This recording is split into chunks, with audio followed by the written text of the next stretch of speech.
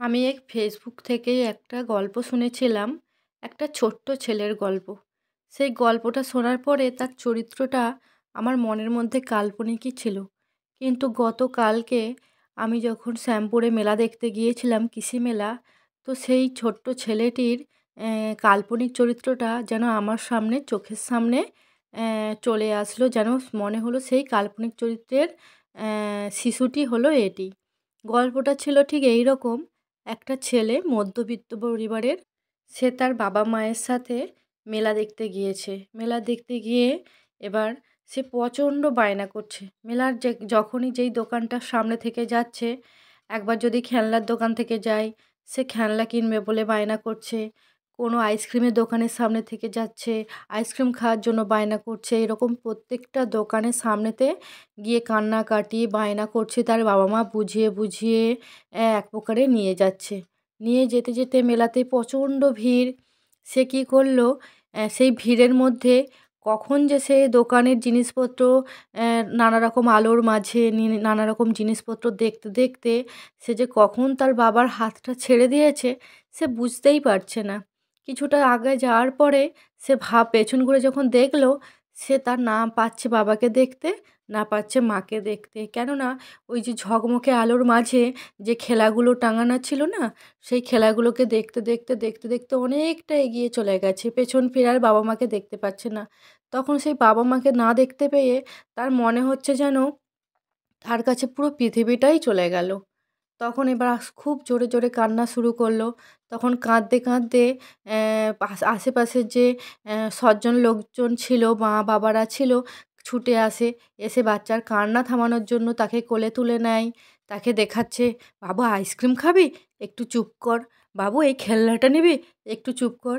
কিন্তু সে কিছুতেই আর তার কান্না থামাচ্ছে না। যেই খেলনাটা কেনার জন্য তার বাবার হাত ধরে টানাটানি করছিল, যখন সেই খেলনাটা তাকে দিচ্ছে, তখনও কিন্তু সে আর সেই খেলনাটার দিকে তার মন নেই। মন আছে সেই বাবা মায়ের দিকে। আবার আইসক্রিমের দিকেও মন নেই। যে আইসক্রিমটা খাওয়ার জন্য মাকে ধরে এত কান্নাকাটি, "মা আমাকে আইসক্রিম কিনে দাও।" তখন কিন্তু তার আর সেই আইসক্রিমের প্রতি মন নেই। মন কোথায়? সেই বাবা মায়ের কাছে। বাবা মায়ের হাতটা যে ছেড়ে গেছে, তার মন কিন্তু এখন আর সেই বলের জন্য কাঁদছে না, পুতুলের জন্য কাঁদছে না, খেলনার জন্য কাঁদছে না। মন কাঁদছে কার জন্য? বাবা মার কাছে জন্য। বাবা মা যেন হাত ছেড়ে গেছে, মানে তার কাছে যেন পুরো পৃথিবীটাই হাত ছেড়ে গেছে। ঠিক একই রকমভাবে এই কৃষি মেলাতে একই চরিত্র আমি দেখলাম। আমার ছেলে কিট্টু যখন মোমো খাবে বলে বসে বসে মোমো খাচ্ছে, তখন ওর পাশে আমি বসে আছি। বসে বসে দেখলাম একটা ছেলে, তার পরনের পোশাক দেখে মনে হলো সাধারণ মধ্যবিত্ত পরিবারেরই ছেলে। তো তার হাতে দেখি কুলফি আইসক্রিম। যে কুলফি আইসক্রিমগুলোর দাম 30 টাকা। দুটো হাতে দুটো কুলফি আইসক্রিম। তার মানে 30-30 ষাট টাকা। তো এই 60 টাকারটা কিন্তু আমাদের সাধারণ মধ্যবিত্ত পরিবারের ক্ষেত্রে একটা 30 টাকার আইসক্রিম কিন্তু অনেক দাম। তখন দেখলাম যে ওর দুটো হাতে দুটো আইসক্রিম। ও পাগলের মতো মেলাতে এদিক ওদিক ঘুরছে, এর মুখ দেখছে, ওর মুখ দেখছে। সে যেন মনে হচ্ছে হারিয়ে গেছে, কাউকে একজন খোঁজার চেষ্টা করছে। প্রচণ্ড কান্নাকাটি করছে, একবার এদিক ঘুরছে, ওদিক ঘুরছে। তার হাত থেকে সেই যে দামি আইসক্রিমটা খাওয়ার জন্য সে কাঁদছিল, হয়তো কাঁদছিল, হ্যাঁ, তখন সেই কুলফি আইসক্রিমটা ওর হাত থেকে ঝরে ঝরে পড়ে পড়ে মাটিয়ে পড়ে যাচ্ছে। তখন কিন্তু ওর সেই আইসক্রিম খাওয়ার প্রতি মন নেই। মন কোথায়? মন হচ্ছে যে সেই যেই প্রিয় মানুষটার সাথে ও এসেছে, সেই প্রিয় মানুষটাকে ও দেখতে পাচ্ছে না। ওর হাতে যে দু হাতে দুটো দামি আইসক্রিম, সেই আইসক্রিমটার স্বাদটা এখন ওর কাছে প্রিয় নয়। যেই প্রিয় মানুষটার হাত ধরে এসেছিল, সেটা মা হতে পারে, বাবা হতে পারে, বাড়ির কেউ আত্মীয়-স্বজন হতে পারে।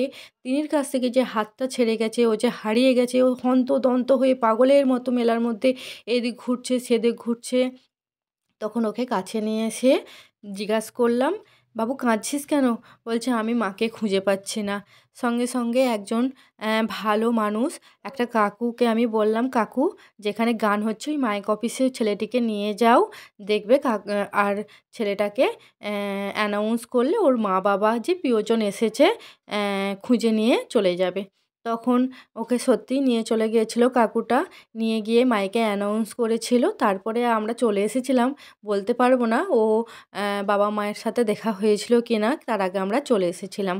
তখন আমি ছেলেটাকে পাঠিয়ে দিয়ে আমার কিট্টুকে আমি জিজ্ঞেস করেছিলাম, দেখো বাবা, এরকম তো হতেই পারে যে মেলাতে তুমিও আমাদের হাত ছেড়ে চলে গেছো, তাহলে তুমি কি করবে?